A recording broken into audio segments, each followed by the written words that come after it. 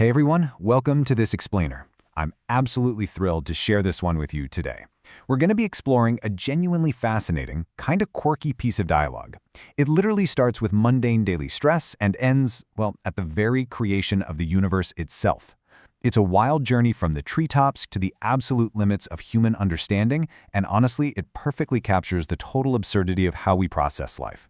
So, get comfortable, and let's unravel this surprisingly profound philosophy of tree climbing and space-time.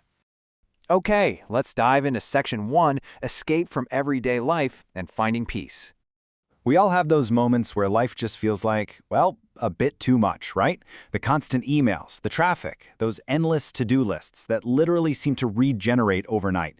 Sometimes you just want to hit pause. And the dialogue we're looking at today taps right into that feeling with a fantastically blunt opening line, "Are you out of your mind?" Or, in the original German text, "Hast du sie noch alle?" which literally translates to, "Do you still have all of your marbles?" It's such a jarring, funny way to start a conversation. One person is completely questioning the other's sanity, but the second person, they just totally diffuse it. They answer quite literally that no, they haven't lost their mind or anything else. Actually, they're just incredibly happy when they can get away for a little while. It's this brilliant, subtle pivot from the whole concept of losing your mind to simply wanting to lose yourself for a moment. Which, brings up a really interesting point for all of us. How do you escape from yourself? When the pressure builds and the walls start closing in, what's your go-to strategy? Do you go for a run, maybe read a book, or just binge watch a show until you pass out? The speaker in our source material actually has a profoundly unusual, yet deeply intentional coping mechanism. Let me tell you, it's definitely not something you're going to find in most modern self-help books or corporate wellness retreats. But, as you'll see, it is highly effective for them to regain their center. Which brings us to Section 2, the tree strategy and leaving the ground. So, when asked how exactly they managed to get away, our speaker drops a brilliantly deadpan solution. They say, "I climb a tree." Yep, they literally leave the ground entirely to elevate themselves above their problems. You just detach from the soil where all your stress resides. And what's truly amusing here is how the other person reacts. They don't even blink an eye. The text actually presents tree climbing as this increasingly popular, modern strategy. Why? Well, first off, it's a very physical way of escaping oneself. And second, it provides a literal overview of life. It's this incredibly dry, satirical nod to how we are constantly searching for new, trendy, and let's be real, sometimes ridiculous ways to gain some perspective on our frantic, hyper-connected lives. Now, what's really interesting about this is the evolution of the climber's technique. You see, they didn't just start out sitting peacefully in the branches. Oh no, they used to aggressively swing from tree to tree. But our speaker actually gave that up. Why? Well, mostly because of the hard landings. And, hilariously, because the whole tree swinging thing has gotten so popular that you can't even be sure the next tree is available. I mean, if the canopy is too crowded with other stressed out people, the whole point of escaping is completely lost, right? So they evolved to a much more relaxing, definitely less physically dangerous strategy, just sitting perfectly still and imitating bird sounds. And man, this just brilliantly illustrates the sheer deadpan humor of this entire exchange. The friend asks, entirely seriously mind you, if there's sheet music required for these bird sounds. The reply? I improvise more. No sheet music needed. It's totally ridiculous, yet strangely peaceful when you really think about it. The speaker notes that sitting up there, just freestyling bird calls into the wind is what truly clears their head. All those mundane, everyday distractions finally fade away, leaving room to ponder the really big, important questions.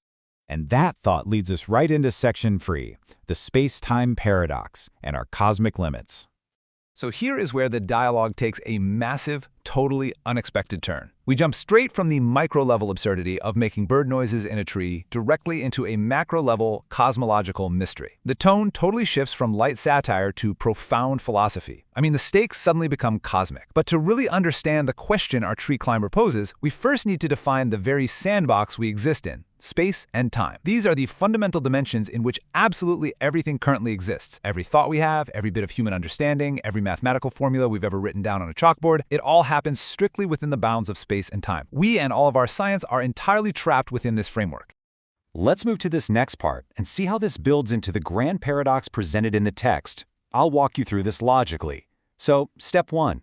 Any mathematical or scientific formula we create obviously exists within space and time.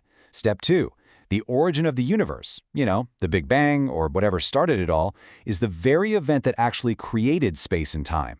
Therefore, we hit step 3. which is this ultimate mind-bending question. How can something inside the system, like a formula strictly bound by space and time, possibly describe the very event that led to the creation of the system itself?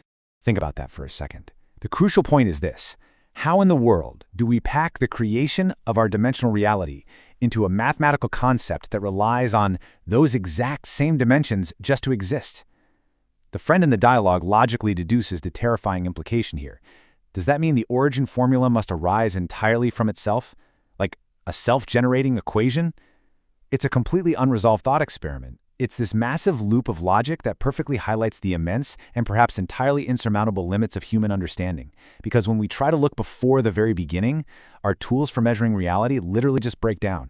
Which brings us back down to Earth for Section 4. Back on the ground, dry pragmatism. And just like that, boom, we pivot right away from the dizzying infinite cosmos, and we return to two people just trying to get through their Tuesday. The vastness of the universe is just a bit too heavy to hold on to for very long, and the dialogue brilliantly deflates all that intellectual tension. The friend offers this piece of incredibly grounded wisdom. Maybe one shouldn't overdo the tree thing, or just stick to the bird sounds. It's a fantastically dry conclusion. The existential dread of the space-time paradox is just a bit much to handle on a random afternoon, right? And the tree climber, they simply agree, saying, you might be right. The profound realization here is that, hey, perhaps improvising bird sounds is enough. Going that extra step into existential, mind-bending physics might just be overcomplicating the simple, incredibly necessary act of just relaxing. Which ultimately leaves us with this final, genuinely provocative thought. How do you balance the absurdity of modern stress with the profound mysteries of the universe? We all need a way to step out of the daily grind, whether that's climbing a literal tree, taking a walk, or just finding our own metaphorical branches. But when we do finally find that quiet moment, it's honestly amazing how quickly our minds can wander to the absolute biggest questions of our existence. So the next time you find yourself trying to escape the noise, maybe you'll improvise a little. And maybe, just maybe, you'll find yourself wondering about the origins of space-time itself. Anyway, thank you so much for joining me on this explainer. Keep questioning, keep learning, and I'll see you next time.